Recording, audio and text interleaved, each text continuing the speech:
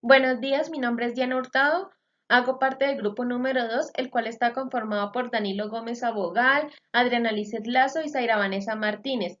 Y el tema que nos correspondió es la confiabilidad y validez de los instrumentos de recolección de datos. La confiabilidad se refiere a la consistencia o precisión del instrumento. Un instrumento confiable minimiza el error y proporciona resultados consistentes y repetibles. La confiabilidad de un instrumento de medición hace referencia al grado en que la aplicación repetida del instrumento a un mismo objeto o sujeto produzca resultados iguales. Cuanto más confiable sea un instrumento, más similares serán los resultados obtenidos en varias aplicaciones de este.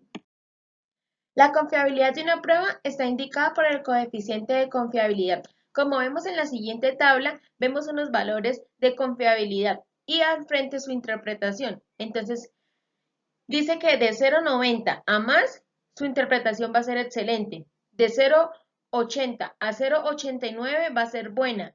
De 0,70 a 0,79 va a ser adecuada y debajo del 0,70 puede tener aplicabilidad limitada.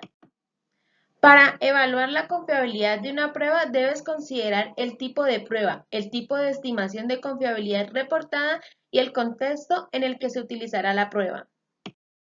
Estimación de la confiabilidad.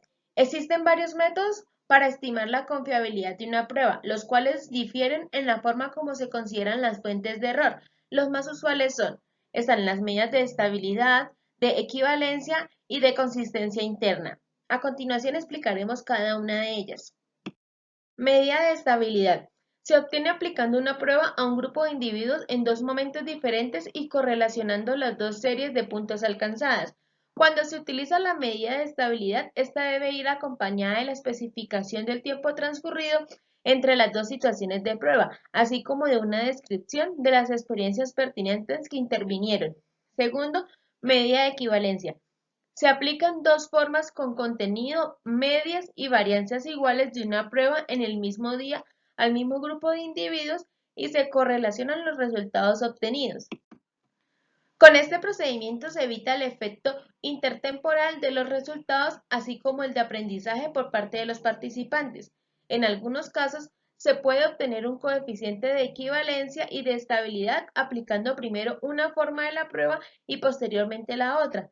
Y por último encontramos las medidas de consistencia interna. La principal ventaja de las medidas de consistencia interna es que solamente requieren de un conjunto de datos. Estimaciones de confiabilidad. Primero, test-retest. Indica la repetibilidad de los puntajes de las pruebas con el paso del tiempo. Esta estimación también refleja la estabilidad de la característica o constructo que se mide con la prueba. El factor de tiempo, las personas cambian, aprenden o olvidan. Por ejemplo, la capacidad de lectura de un individuo es más estable durante un periodo de tiempo particular que el nivel de ansiedad de ese individuo. Por lo tanto, esperaría un coeficiente de confiabilidad TRT más alto en una prueba de lectura que en una prueba que mida la ansiedad. Formas alternativas o paralelas. Se calculan a través de un coeficiente de correlación entre los resultados de dos pruebas supuestamente equivalentes. Requiere que se utilicen dos pruebas o instrumentos paralelos que midan lo mismo de forma diferente. Ejemplo, dos test que con diferentes preguntas midan un determinado rasgo y después se comparan los dos tests.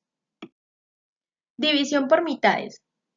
El método de la mitad dividida evalúa la consistencia interna de una prueba, como las pruebas psicométricas y los cuestionarios. Allí miden hasta qué punto todas las partes de la prueba contribuyen igualmente a lo que se está midiendo, y esto se hace comprobando los resultados de la mitad de una prueba con los resultados de la otra mitad.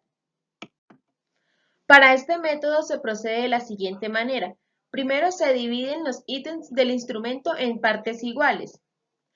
Segundo, se correlacionan las puntuaciones totales de las dos mitades. Y tercero, se procede a multiplicar el coeficiente obtenido por 2 y dividir por el término 1 más la correlación de las dos mitades. Factores que pueden influir en la confiabilidad. Longitud de prueba. La confiabilidad de una prueba aumenta en la medida en que se incluyan ítems equivalentes. Sin embargo, no debe caerse en el error de adicionar ítems innecesariamente. La velocidad. Debe darse el tiempo suficiente para contestar la prueba. De esta manera se obtienen resultados más confiables. La homogeneidad del grupo. Entre más homogéneo sea el grupo, mayor será la confiabilidad de la prueba. Dificultad de los ítems. Existen pruebas en las cuales hay una gran cantidad de ítems fáciles que nadie alcanza a responder con su totalidad en el tiempo establecido. En otras, se presentan pocos ítems de gran dificultad, pero tampoco pueden ser contestados. Ambas situaciones afectan la confiabilidad de la prueba. Y por último, la objetividad.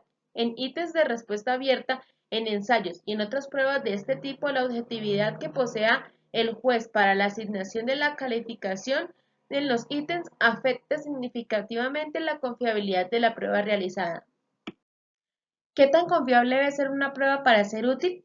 No existe un criterio general que determine el nivel mínimo de confiabilidad que debe tener una prueba para que se pueda considerar útil para la investigación. Sin embargo, la aceptación general es la siguiente. Las pruebas estandarizadas que se utilizan para ayudar a tomar decisiones acerca de individuos deben tener un coeficiente de confiabilidad de por lo menos el 0.85 y para decisiones relativas a grupos puede bastar un coeficiente de confiabilidad de aproximadamente el 0.65. Para comprender los factores que pueden afectar la confiabilidad y la validez, hay que tener en cuenta que es importante que quien realiza una investigación siempre se debe adaptar a los participantes y no estos a ellos. Los factores que pueden afectar la confiabilidad y la validez se subdividen. El primero de ellos, hablamos de una improvisación. Decimos que algunas personas creen que un instrumento de medición a desarrollar es algo que se puede tomar a la ligera. Para poder construir un instrumento de medición se requiere conocer muy bien las variables que se pretenden medir y la teoría que las sustenta. Cabe resaltar que la medición de un día para el otro posee un conocimiento nulo, donde la improvisación genera instrumentos pocos válidos o confiables, la cual nunca se debe confiar y o aplicar en una investigación. Como segundo factor, es que a veces utilizamos instrumentos desarrollados en el extranjero que no han sido validados a nuestro contexto en cuanto a cultura y tiempo. El traducir un instrumento, aun cuando nos adaptemos a los términos en cuanto al lenguaje y este sea contextualizado, no es de ninguna manera y ni remotamente válido, ya que es un primer y necesario paso, pero solamente en el principio. Por otra parte, hay instrumentos que fueron validados a nuestro contexto, pero hace mucho tiempo. Hay instrumentos que hasta el lenguaje nos suena arcaico. Las culturas, los grupos y las personas cambian. Y esto se debe tomar en cuenta al elegir o desarrollar un instrumento de medición. Como tercer factor, es aquel que ocasionalmente o en ocasiones el instrumento resulta inadecuado para las personas a las que se les va a aplicar. Este no es empático y se utiliza un lenguaje muy elevado para el respondiente. El no tomar en cuenta las diferencias en cuanto a sexo, edad, conocimientos, capacidades de respuesta, memoria, nivel ocupacional y educativo, motivación para el responder y otras diferentes en las que el respondiente genera errores que se ven reflejados y pueden afectar la validez y confiabilidad de un instrumento de medición. Un cuarto factor que puede influir está constituido por las condiciones en las que se aplica el instrumento de medición. Un ruido, si hace frío, como por ejemplo una encuesta en casa. El instrumento es demasiado largo o tedioso. Son cuestiones que pueden afectar negativamente la validez y la confiabilidad. Normalmente en los experimentos se puede contar con instrumentos de medición más largos y complejos que en los diseños no experimentales, como por ejemplo en una encuesta pública sería muy difícil aplicar una prueba larga o compleja. Como quinto paso y unido al cuarto, eh, podemos incluir las condiciones en las que se aplica un instrumento de medición. el cual va muy aliado con este cuarto punto en cuanto a su diversa información que hace que estos dos se complementen. Como sexto y último encontramos la falta de estandarización, la cual nos permite la creación de normas o estándares que establezcan las diversas características comunes con las que se deben cumplir los productos de validez y estas sean representadas en los diferentes métodos planteados. Buen día, mi nombre es Zaira Vanessa Martínez Ramírez y les voy a explicar los métodos para expresar la validez. Existen diversas metodologías que permiten determinar la validez de contenido de un test o instrumento. Algunos autores plantean que dentro de ellas se encuentran los resultados del test, la opinión de los estudiantes, las entrevistas cognitivas y la evaluación por parte de expertos. Otros realizan análisis estadísticos con diversas fórmulas matemáticas. Por ejemplo, utilizan fórmulas factoriales con ecuaciones estructurales.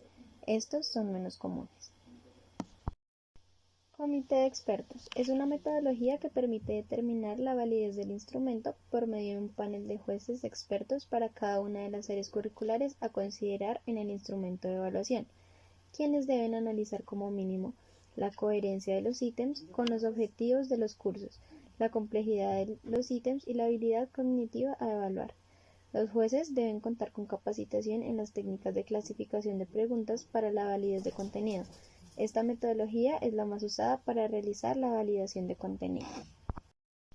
Es por ello fundamental que previo a realizar esta validación se resuelvan dos problemas. Primero, determinar aquello que puede ser medido y segundo, determinar quiénes serán los expertos que validarán el instrumento. Para lo primero es esencial que el autor haga una exhaustiva revisión bibliográfica sobre el tema. Puede trabajar a su vez con grupos focales. Este periodo es definido por algunos autores como etapa de desarrollo. Para lo segundo, si bien no existe un consenso que defina las características de un experto, es fundamental que éste conozca sobre la área a investigar, ya sea de nivel académico o profesional, y que a su vez conozca de áreas complementarias. Sin embargo, otros autores son más enfáticos al momento de definir quién es el experto y consideran como requisito, por ejemplo, que cuente con al menos 5 años de experiencia en el área. Todo esto obliga a que la muestra sea intencionada. La literatura describe otras metodologías que pueden ser utilizadas en conjunto o individualmente. Primero encontramos el modelo de Ferrin. Este pretende explorar si el instrumento mide el concepto que quiere medir con la opinión de un grupo de expertos. Es utilizado en el ámbito de enfermería y este analiza la validez de las intervenciones y los resultados. El método consta de las fases siguientes. Como primero, se seleccionan los expertos, quienes determinan la pertinencia y relevancia del tema y las áreas a evaluar mediante una escala de Likert.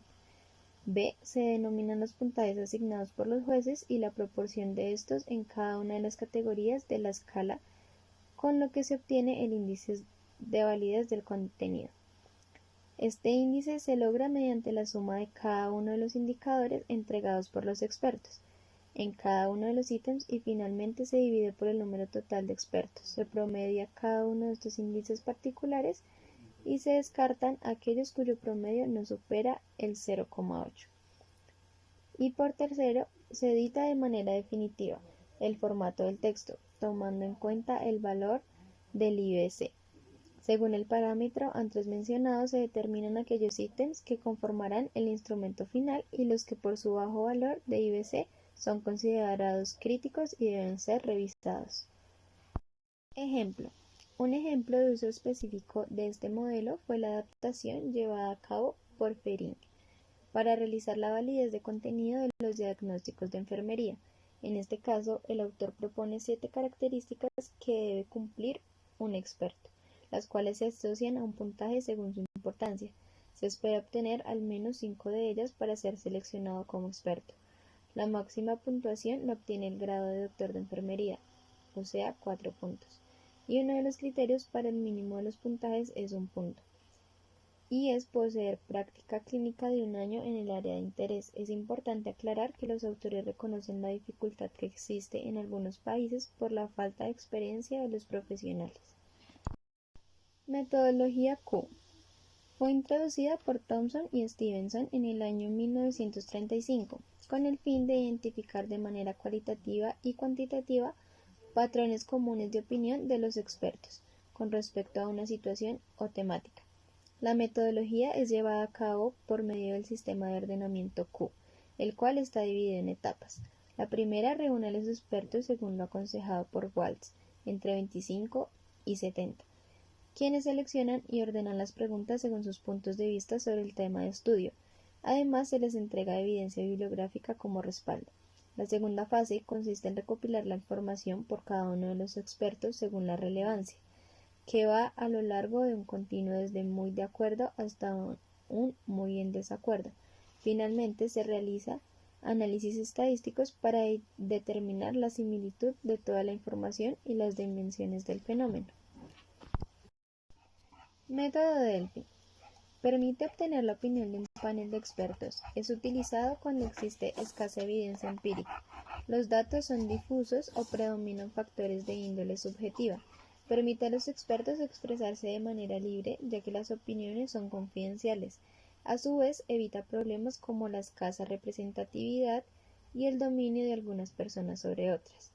Un ejemplo sería: durante el proceso participan dos grupos. Uno de ellos elabora las preguntas y diseña ejercicios, denominando grupo monitor, y el segundo, compuesto por expertos, la analiza.